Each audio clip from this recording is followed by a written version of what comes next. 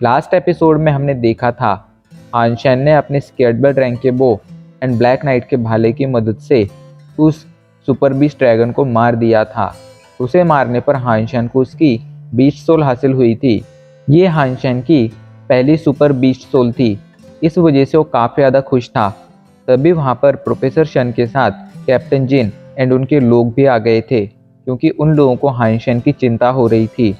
अब आगे हानशेन को सेफ देखकर वो लोग राहत की सांस लेते हैं। इसके बाद वो लोग पूछते हैं कि आखिर वो दोनों बीस्ट कहाँ पर गए। तो इस पर हानशेन ये बहाना बनाकर कह देता है कि वो दोनों काफ़ी देर तक लड़ने के बाद यहाँ से चले गए।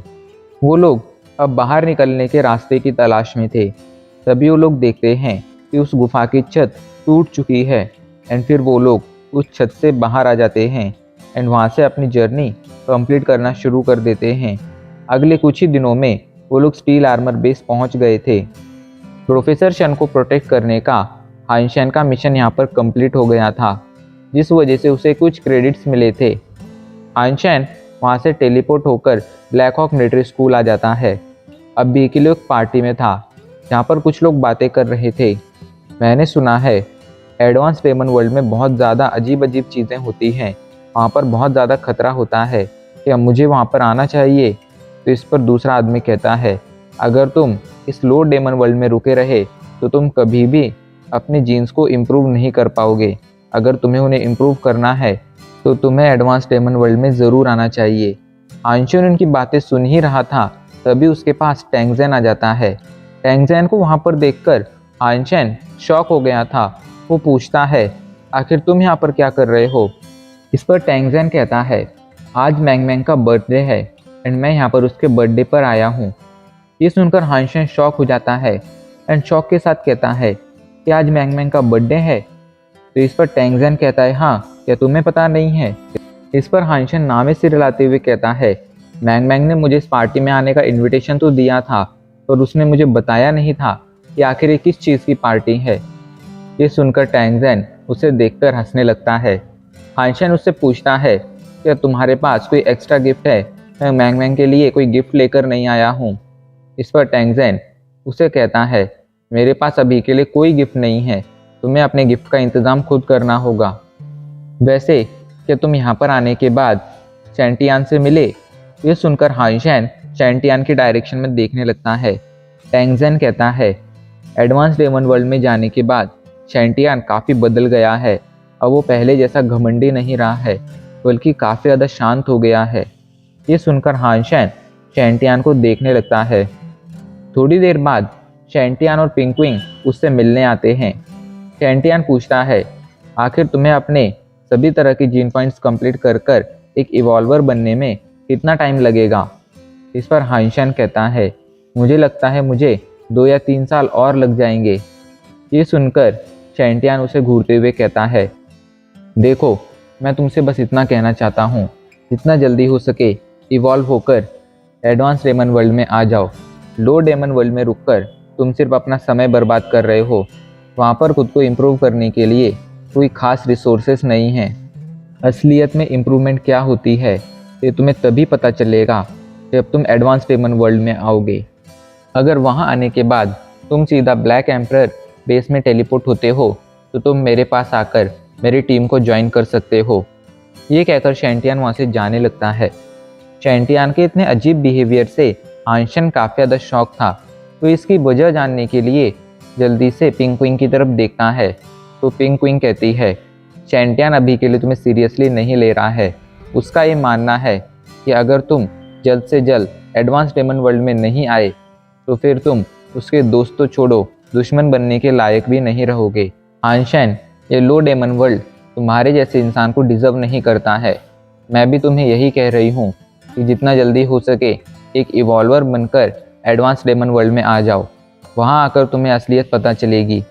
ये कहकर पिंकविंग भी वहाँ से चली जाती है। इन लोगों की बातें सुनकर भी हानशेन को कोई बुरा नहीं लगा था, क्योंकि वो जानता था कि अभी के लिए लो डेमन वर्ल्ड में वो बस इसी वजह से रुका है क्योंकि उसे सुपर बीस्ट का शिकार कर कर अपने सुपर जीन पॉइंट्स कंप्लीट करने हैं। एक बार जब वो अपने सुपर जीन पॉइंट्स कंप्लीट कर कर एक इवॉल्वर बनेगा, तब उसकी फिटनेस किसी भी नॉर्मल इवॉल्वर से जो अपने स्केलेटल रैंक की जीन पॉइंट्स कंप्लीट कर कर एक इवॉल्वर बना हो उससे कई ज़्यादा होगी, एंड इसका फ़ायदा उसे एडवांस डेमन वर्ल्ड में ज़रूर होगा। हानशेन अभी अपने इन ख्यालों में गुम ही था, तभी उसके पास एक बटलर आता है एंड कहता है, मिस्टर हानशेन, अभी के लिए आपको मिस्टर यांग ने बुलाया है, वो आपके साथ एक डील करना चाहते हैं। हानशेन मिस्टर यांग से मिलने चला जाता है।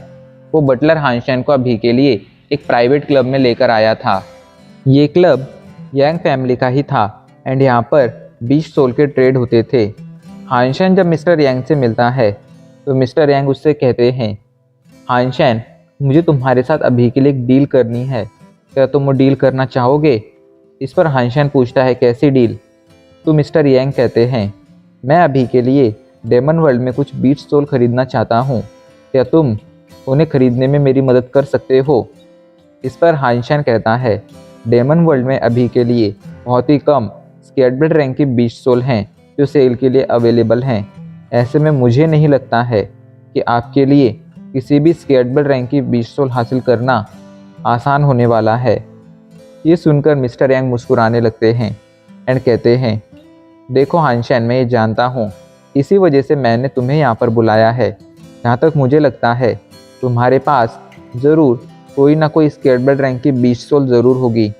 ये सुनकर हानशेन कहता है, हाँ मेरे पास हैं, लेकिन अगर आप उन्हें ख़रीदना चाहते हैं तो आपको मेरी इन लो डेमन वर्ल्ड की स्केलेटल रैंक की बीच सोल के बदले में एडवांस डेमन वर्ल्ड की स्केलेटल रैंक की बीच सोल देनी होगी। क्या आप ये डील करना चाहेंगे? ये सुनकर मिस्टर यांग का बटलर उन्हें रोकते हुए कहता है, एडवांस डेमन वर्ल्ड की एक स्केलेटल रैंक की बीच सोल लो डेमन वर्ल्ड की 3 स्केलेटल रैंक की बीच सोल के बराबर होता है। मुझे नहीं लगता है हमें डील करनी चाहिए। ये सुनकर हानशेन कहता है, रुकिए रुकिए, पहले मेरी उस स्केलेटल रैंक की बीच सोल तो देख लीजिए। मैं आपको 3 स्केलेटल रैंक की बीच सोल दूंगा, जिनके बदले में आपको मुझे 2 स्केलेटल रैंक की बीच सोल देनी होगी, जिनमें से एक आर्मर होनी चाहिए एंड दूसरी एक सवारी होनी चाहिए।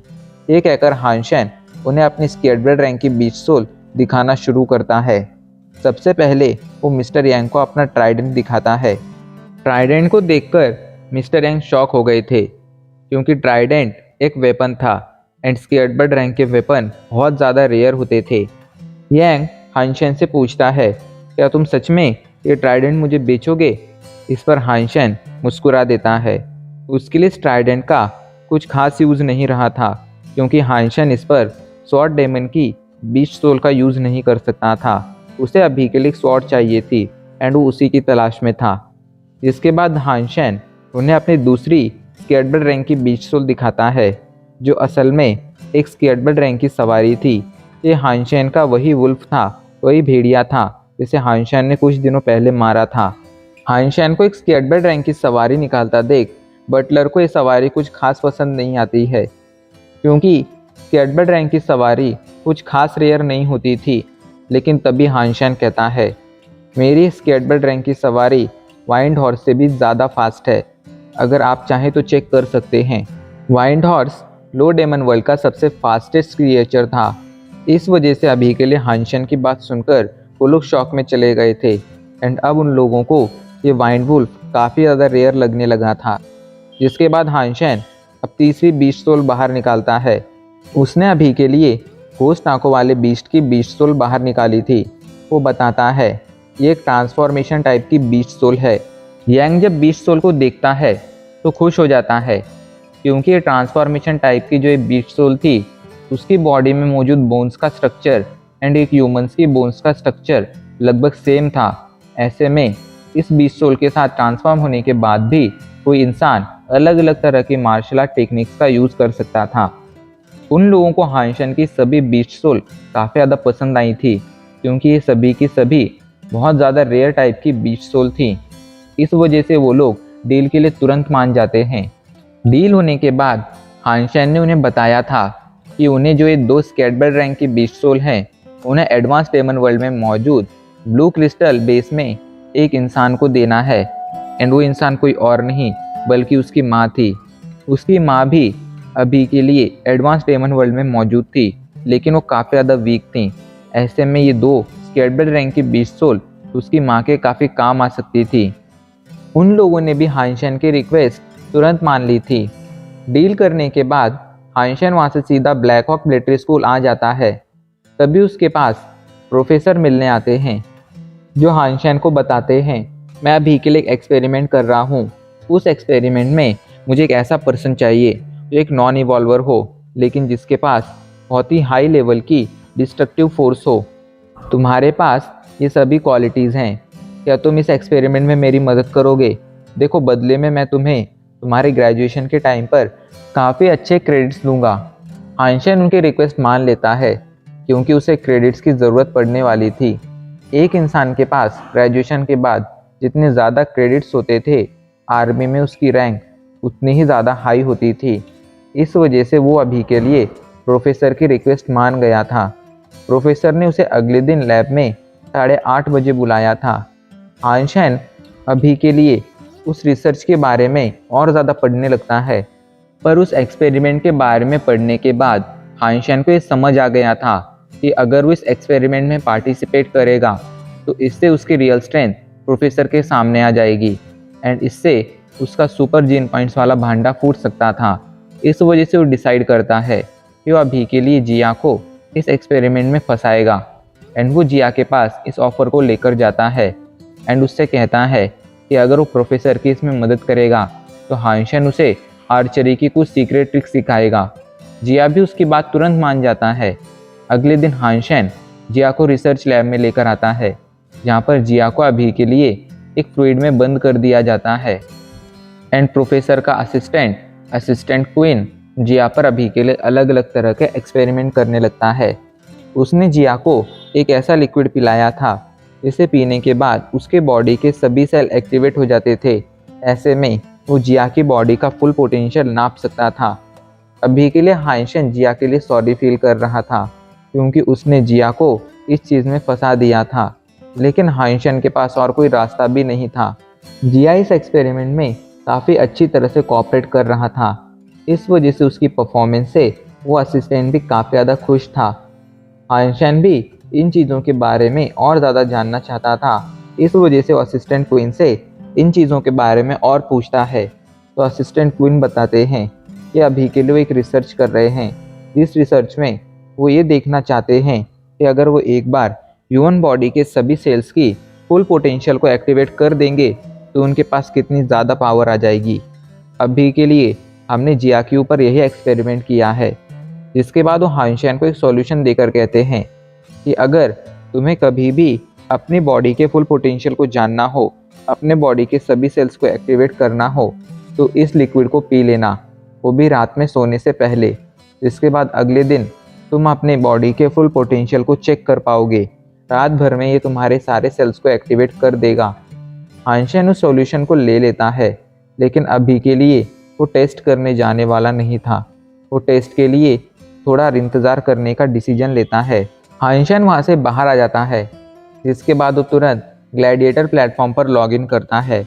अभी के लिए उसका अपोनेंट डेस्पराडो नाम का एक बंदा था, जो हानशेन से बहुत ही खतरनाक फाइट कर रहा था। उसकी पंच टेक्निक्स काफ़ी ज़्यादा पावरफुल थी एंड हानशेन अभी के लिए उन पंच टेक्निक्स को सीखना चाहता था। उन दोनों की ये फाइट काफ़ी देर तक चलती रहती है, लेकिन हर बार हानशेन हारता ही जा रहा था, क्योंकि डेस्पराडो एक बहुत ही पावरफुल अपोनेंट था। फाइट के दौरान डेस्पराडो ने हानशेन को कई बार किटिंग स्किल्स यूज़ करते हुए देखा था। इस वजह से वो समझ गया था कि हानशेन ने ज़रूरी किटिंग स्किल्स क्वीन से सीखी होंगी, लेकिन हानशेन की किटिंग स्किल्स में काफ़ी ज़्यादा फ्लॉज थे। इस वजह से वो डेस्पराडो के सामने ज़्यादा देर तक नहीं टिक पा रहा था। हानशेन से फाइट करते वक्त डेस्पराडो पूछता है, भाई तुम वॉरियर गॉड फाइटिंग क्लब के किस डिपार्टमेंट से हो? इस पर हानशेन कहता है, मैं वॉरियर गॉड फाइटिंग क्लब से नहीं हूँ। उसकी बात ने डेस्पराडो को शॉक कर दिया था, क्योंकि हानशेन ने फाइट के दौरान कई बार 13 बिट्स टेक्निक का भी यूज़ किया था, लेकिन हानशेन तो वॉरियर गॉड फाइटिंग क्लब से था ही नहीं।